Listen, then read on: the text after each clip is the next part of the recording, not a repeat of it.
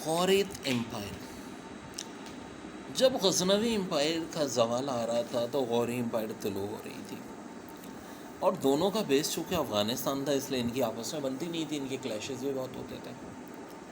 गौरी सल्तनत में भी बहुत सारे किंग आए, लेकिन सबसे इम्पोर्टेंट था इनका आखिरी किंग जिसका नाम था शहाबुद्दीन गौरी।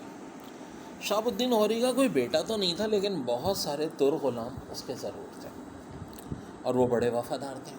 उन्हीं दो गुलामों में से दो थे जो बड़े अच्छे स्पाई एजेंट भी थे।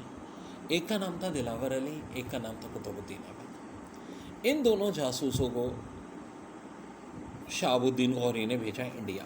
लेकिन आवाम पे भारी टैक्स किसी भी दौर में आवाम को पसंद नहीं आया और ना लगाना चाहिए।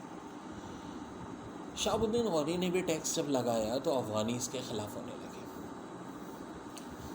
अक्लमंद हुक्मरान होता है तो वो ये बर्डन कभी भी पब्लिक के ऊपर नहीं डालता। शहाबुद्दीन गौरी ने जब ये देखा तो इसने सोचा कि भाई वजह इसके मैं अपनी आवाम से पैसे लूँ, क्यों ना हिंदुस्तान फतह कर लो पूरा। महमूद गजनवी के दौर में हिंदुस्तान की सल्तनत कमज़ोर तो हो ही गई है।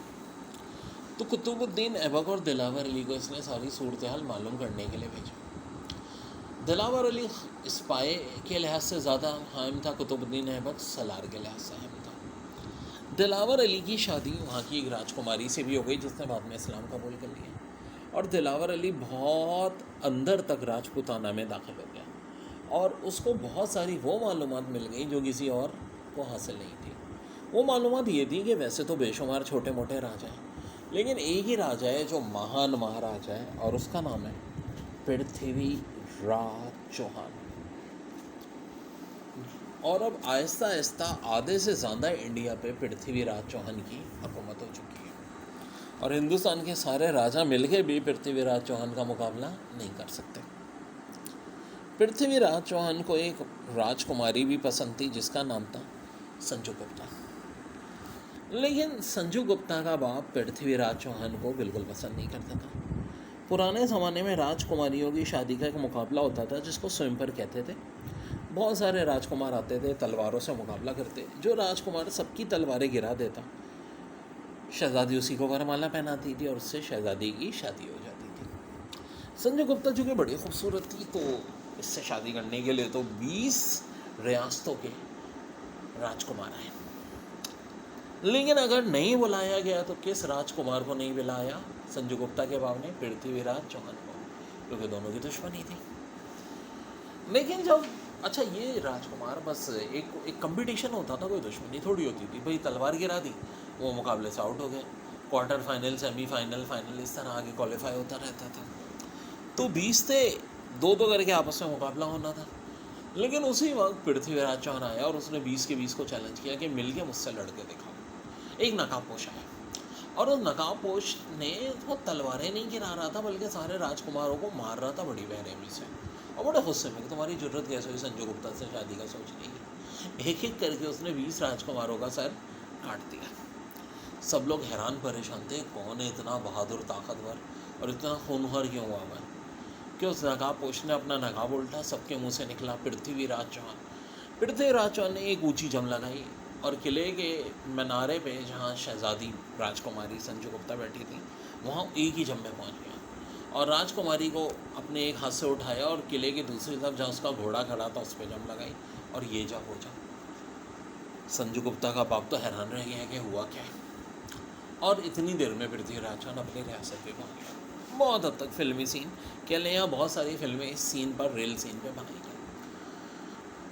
किले जाकर के इसको अपने अंदाज़ा हुआ कि भाई मैंने तो जुल्म करा, बिला जब 20 राजकुमारों को मार दिया, उनकी क्या कसूर था भाई?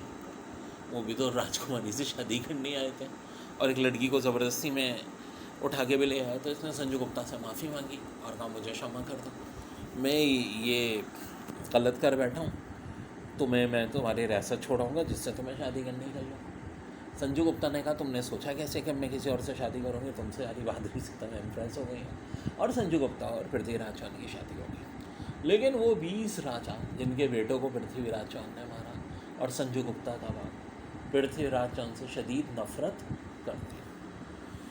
1191 शहाबुद्दीन गौरी ने सिर्फ थोड़ी सी फ़ौज जमा की और पृथ्वीराज चौहान के मुकाबले पे आया।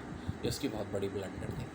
पृथ्वीराज चौहान सबसे ताकतवर राजा था। नतीजा हुआ शहाबुद्दीन गौरी को शिकस्त हुई और वो ज़ख्मी होकर मैदान से चला गया। लेकिन अगले साल वो दोबारा आया और पूरी फौजी तैयारी के साथ। दो नाकाबिले शिकस्त, नाकाबिले तस्कीर इंसान, और दोनों अच्छे इंसान थे।